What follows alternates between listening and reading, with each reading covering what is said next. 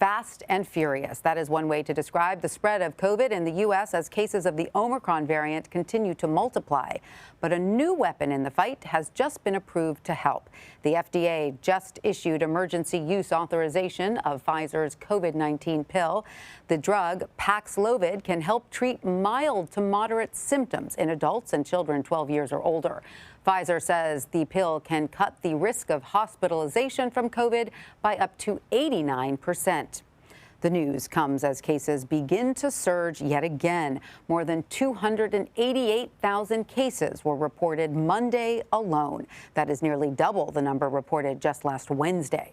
More than 63,000 people are hospitalized with COVID-19 in the U.S. With winter underway and more holiday gatherings ahead, the numbers are expected to continue growing. CBS News' Debra Alfarone has the latest.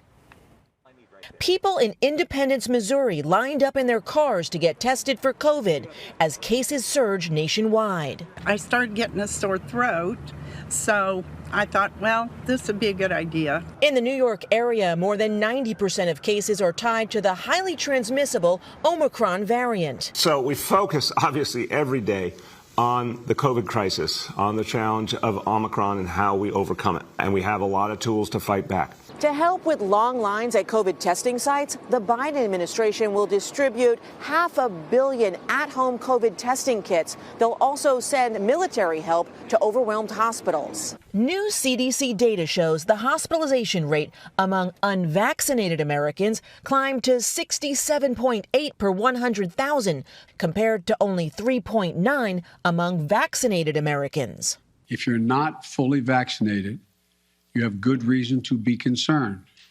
You're at a high risk of getting sick. And with just days until Christmas, there are concerns positive cases may cause airline labor shortages. Delta's CEO asked the CDC to reduce the recommended quarantine time from 10 days to 5 for those who are vaccinated. We're actively examining those data now and doing some modeling analyses to assess that, and we anticipate that we'll have some updates soon. The CDC says the best way to protect yourself this holiday season is to get vaccinated and boosted, and make sure those you are with are also vaccinated and boosted.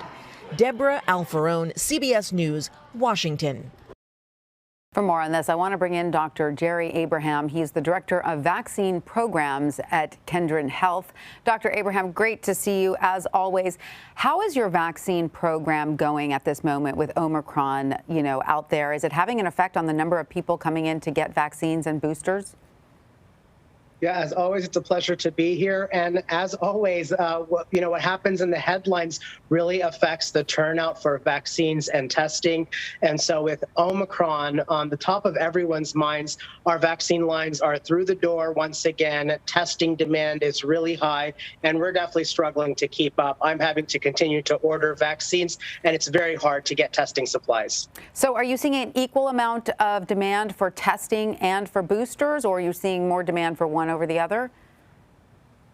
I'll say it's definitely a real mix. Omicron has really helped encourage first and second dosers who are waiting to go get their vaccines. We know that 5 to 18-year-old children are now getting vaccinated, and now that they're on break, this is a great time to go get them vaccinated. But of course, with all the Omicron scare, testing demand is through the roof, and a lot of our public testing centers are closed, our large-scale Dodgers Stadium, for example. So they really rely heavily on community health centers like Kedren to be able to pick up that demand, but it is really hard to get the supplies and the staffing to do this work. Yeah, I mean, here in New York City, the testing lines are around the block, so I can imagine. So let's talk about where you are. In LA, which right now has about 76% of the people 12 and older fully vaccinated, if that's correct.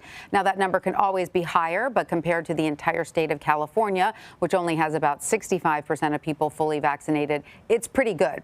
So how do you think that vaccine rate is affecting the number of cases and hospitalizations in LA and across the state? Yeah, absolutely. I'll just say that your reporter, Deborah, really said it really well in her story, covering the Biden piece and looking at vaccination rates in hospitalizations. When we see which patients are getting admitted with COVID, they are the unvaccinated. So the best thing that we can do is get vaccinated. Because we have a higher rate of vaccination in Los Angeles County, our hospitalization rates are holding steady and we are monitoring, but we don't have the same crisis that we're seeing in parts of the country where the vaccine rates are a lot lower. It's still something to watch closely. You really have to look behind a lot of those numbers. And when you peel that back, you see that those with booster shots really are not getting sick from Omicron. So if you haven't heard that message loud and clear, everybody really needs to get that booster shot to be protected. And everyone over 16 now is eligible for that. But right now, hospitalizations are holding steady. We're watching healthcare utilization closely. Of course, that quarantine period, you saw that with the Delta story there. You know, if we continue to quarantine or isolate for 10 days, that really puts a lot of pressure on the healthcare system when it comes to staffing, even at Kedren, where we're an acute psychiatric hospital. So we're monitoring that situation closely, and we really do need that number to come down for those with vaccines and booster shots, because we need healthcare workers to be able to work while there's this increased demand in healthcare utilization during this fifth wave. Absolutely. I want to ask you about Israel, because the U.S. often has watched Israel very closely. In some ways, that country has been ahead of the curve when it comes to the pandemic. So while we are just rolling out boosters, a government panel in Israel is already recommending a fourth dose for people 60 and older, for healthcare workers. So do you think that is something we may see here in the U.S.? I think it's definitely on the table. I think some of it is semantics, third shot versus booster. When we talk about completing that primary vaccine series, it's very possible we're going to move to a position where, as Pfizer and Moderna have suggested, we really may need 3 shots to be protected. If that's the case, we very well could anticipate a fourth shot booster in the future. Too early to tell, but watching what Israel is doing very closely, we know that we want to keep our seniors and our healthcare workers absolutely protected as we go into this fifth wave. We want to make it through winter intact with the least amount of harm, and we really want to flatten those curves that we've seen in the past. And we really have control and time right now to do those things. So booster shots, absolutely. Fourth shots on the table, too early to say.